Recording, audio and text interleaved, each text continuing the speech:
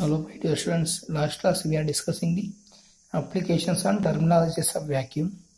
Now we go to the vacuum pumps. That means the gas molecules from the closed chamber is displaced either into atmosphere or into an external space. The gas particles may be condensed, absorbed or chemically combined with the vacuum system. We have used different principles and methods to remove the gas molecules by using vacuum pumps. The vacuum pumps are divided into three distinct types. Positive displacement pumps, that is capturing, condensing and expelling the gas particles outside the chamber. Example for these type of pumps are mechanical pumps. We are discussed later for rotary vane type pumps. And next type is momentum transfer pumps. The transfer of gas particles into proportional direction. That is example for oil diffusion pump and turbomolecular pumps, or we call it for TMP pumps. Third type is adsorption or reaction pumps, capturing and keeping the particles involved in the system. Example is ion pumps. Okay, now we go to the rotary vane type pumps. The production of high vacuum in many systems is a mechanical pump. Such as pumps are capable to produce the pressure in the order of 10 power minus 2 torr and are carefully designed.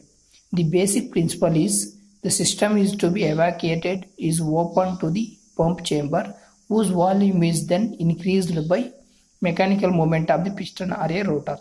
Thus volume of the system gas is increased, causing the pressure reduction. That means pressure is reduced when we open to the system to allow the increase the gases. According to the Boyle's law, what is this? Boyle's law states the relation between the pressure and volume, those are inversely proportional.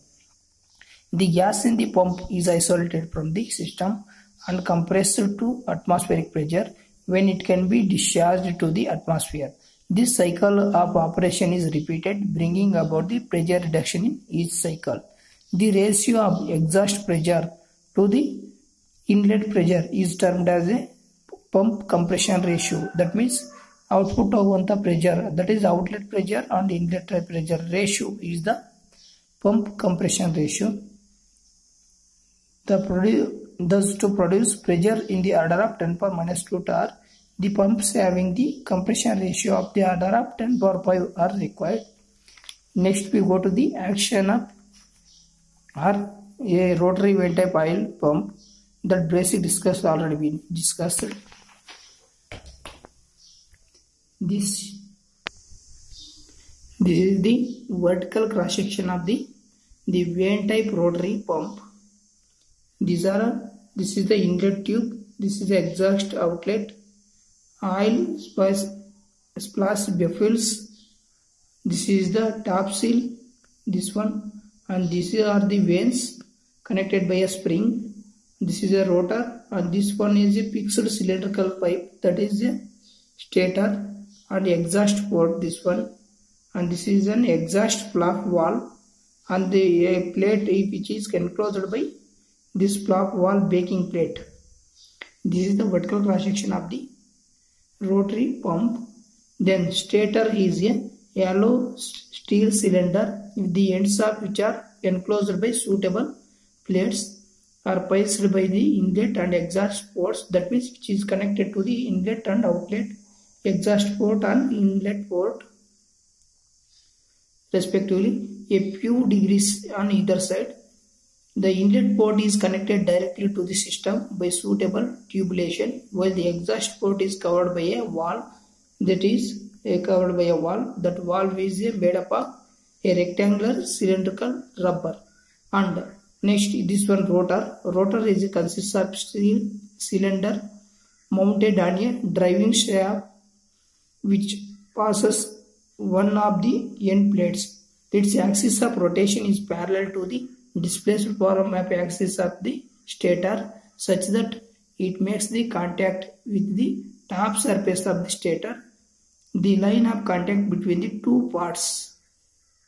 Between the two parts is known as, this is a top seal. Then a diametrical slot is cut through the length of the rotor and carries the vanes. These are rectangular steel plates which are made sliding fit in the rotor slot and held apart by the spring, which are ensure that a rounded ends of the vanes always make contact with the stator wall. They are always contact with the stator wall. Stator and rotor assembly is submerged in a suitable oil. Then the action of this pump is followed by a below figures. See, these 4 figures shows the action of the rotary pump.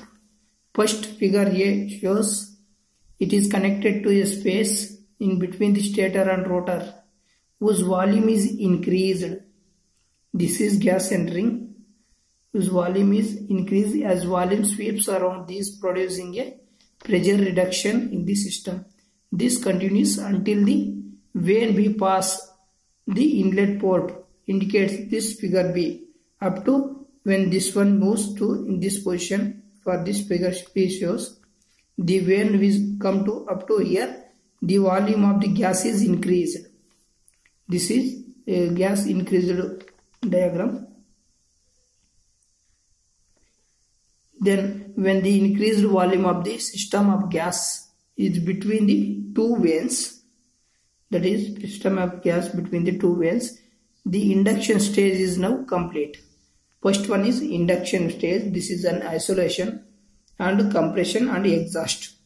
4 diagrams shows the 4 process. First one is induction, second one isolation. That is induction stage is completed and gas is isolated from the both inlet and outlet ports. Further rotation speeds of the isolate gas around the chamber until vane A pass to top seal. When up to this vane A go to the top seal, isolation process takes place. Pass through the top seal as shown in figure C. The gas is now held between the vane B and top seal. For this figure shows the gas is in between the vane B and top seal and its volume is reduced. This vane approaches to top seal. Eventually, the pressure within this space becomes sufficient to open the exhaust valve and the gas is forced out of the pump chamber. During the isolation and exhaust stages, further gas has been drawn into the pump behind the vane B and it is just about to enter the compression stage, that is part T. Under the exhaust valve is opened, we will expel the gas and again this process is repeated like this. This is the action of the rotary oil pump. Thank you for watching. Okay, next class we are going to discuss the oil diffusion pump and turbomolecular pump, different gauges of vacuum also.